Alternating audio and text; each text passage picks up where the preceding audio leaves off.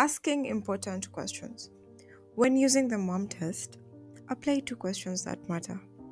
Search within your business or idea for questions that matter, and most importantly, they're questions that seem scary. These are questions that disprove your idea or may make it seem invalid. These questions are very important, they tell you the truth, and these are questions most of us avoid. So, how do you find them? By thought experiments. Ask yourself, imagine that the company has failed, and ask why that happened. Then, imagine it as a huge success and ask what had to be true to get there. In one of the author's stories, one of the companies he worked for had unclear rules about who owned their content. They felt right about it, but didn't have strong past examples. He worried they might face problems. The important customers, leaders, and creatives were happy. Even the stubborn tech team agreed. But he made a mistake. He never asked to talk to their lawyers when he should have. Not asking the question ended up costing them at least 500,000 US dollars. At the point of recording this, that translates to 71,550,000 Kenyan shillings. There is no shortcut to asking these questions. And hey, it's okay to ask for money. You are a startup. So the key takeaway here is you should be terrified of at least one of the questions you're asking in every conversation.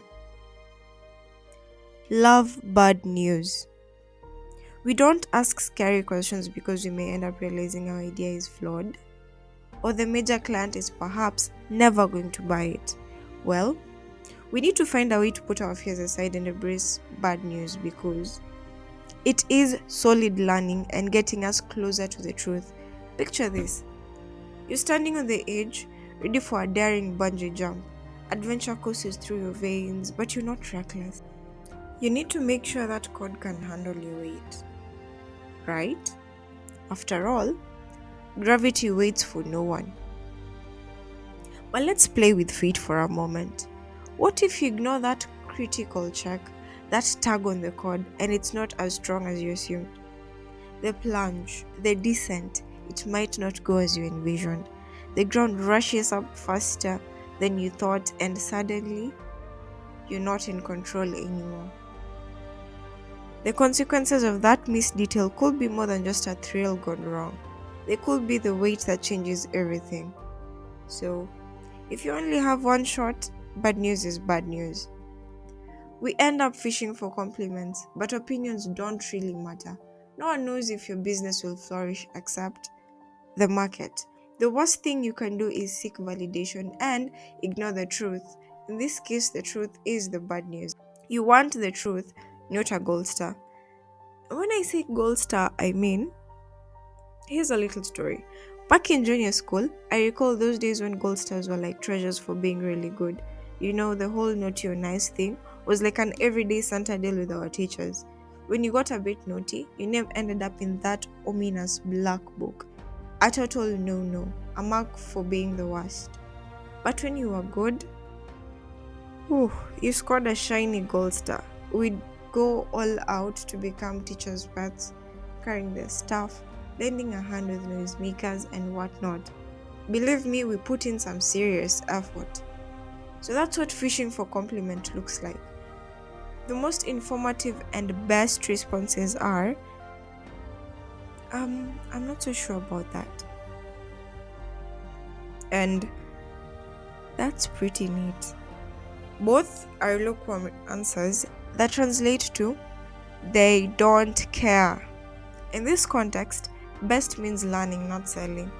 So when I say that, I mean imagine you're a salesperson knocking on doors, selling cool gadgets. If someone is not interested, that's not good. No payment. But suppose you're thinking about putting effort and money into making and selling that gadget. In that case, getting a lukewarm response is actually great. It is like a super clear sign that this person isn't into it. Trustworthy information you can totally rely on. So the worst way to respond to this is to pitch until they say something nice. No, you don't do that. You will be trying so hard for a gold star, and in this case, it's not worth it. It brings out false positives. If they are still engaged, you can ask follow-up questions to understand why they're not concerned, then thank them and leave. They may have helped you more than the person who said they left it. So the key takeaway here is you cannot build a business on a lukewarm response. Look before you zoom. You won't hit that bullseye by focusing on the edge. Overthinking small details can cause us to miss the crucial questions and the bigger picture. Zooming in too quickly on a specific problem without understanding the bigger context can lead to confusion and drown you in unimportant details. Grasp the customer's overall life to gain meaningful insights. If you do not pay attention, it will seem like it went well. Rushing to focus on one problem can trick you into thinking it's the main issue when it's not. Be cautious not to lead them prematurely. Take this example. Imagine you're developing a workout app and conducting research.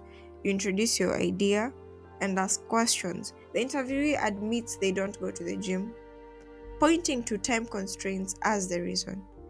You end up interpreting this as a problem to solve, but miss that they simply do not care about the gym. You will lose money because they will not buy your products. While this is a source for false positives, we can make it right by figuring out if they need it at all, what their major goals or annoyances or costs or joys are at the moment. You can probably ask something like, what are your big goals and focuses right now? But at times, we are certain they obviously care. We know that marketing is always a top 3 problem for small businesses. So we can focus on it and start the conversation by zooming in with a question like, what are your big problems with marketing? We can safely zoom in on the problem of marketing since we're pretty much 100% certain it's a must solve problem that people are ready to pay for. If we aren't sure it's a must solve problem, we can start more generic to see if they care enough about the problem category to mention it unprompted. What are your big problems right now? So, if you have a headache, what do you expect me to give you? A painkiller or a vitamin? I bet you expect me to give you a painkiller because you actually need it. Vitamins are also essential for you and can be given to you, but in the future because it is a want. Be able to find out if they need the proposed solution. The key takeaway here is begin broadly and only zoom in when you have found a clear signal, be it in your business or any conversation. Gaze upon the elephant. Many times we ignore the elephant in the room, this being that scary question that threatens our ideas, our businesses. So imagine this, we assume busy teachers in poor schools need our time-saving tools. We confirm they are overwhelmed and design the perfect tool. But we miss a big issue. These schools might not afford it. We could waste time on a solution they can't buy. What am I trying to say? I am saying startups too have multiple failure points. Beyond the risks of our customers and market, we also have problems with our own product. Overlooking product risks is just as deadly as overlooking the goals and constraints of our customers. Let's say you are interviewing a speaker by profession, mentioning their earnings from talks. You inquire about their gig sources and agents. They explain they rely on personal connections, even with an underperforming agent. Moving forward, you discuss a new marketplace idea to connect speakers directly with event organizers. They respond positively, offering to drop their agent for better opportunities through your platform and suggests others might be interested too. What we pick is that the customer gives a verbal commitment to be one of your early users. Pretty good, right? But what he actually said was, if the platform can get him more gigs, then he is in. His needs are clear. He needs more money by being a speaker. The phrase, however, shifts the burden from the customer to the product. You may have identified a pain, but your success is dependent on your ability to grow a healthy supply of paying gigs. So, how do you know it's a product risk? You ask questions like, can you build it? Can you grow it? And how do you know it's a market risk? Do they want it? Will they pay me? The author spoke to a founder who spent 3 months on useless customer talks. His idea was gadgets to track farm animal fertility, boosting births, and revenue. He asked farmers if they'd switch to cheaper, better trackers, and farmers said yes if it worked. But he couldn't make it. The risk was in the product. Now, don't get me wrong. This does not at all mean that you should not talk to anyone if you're building something with product risk.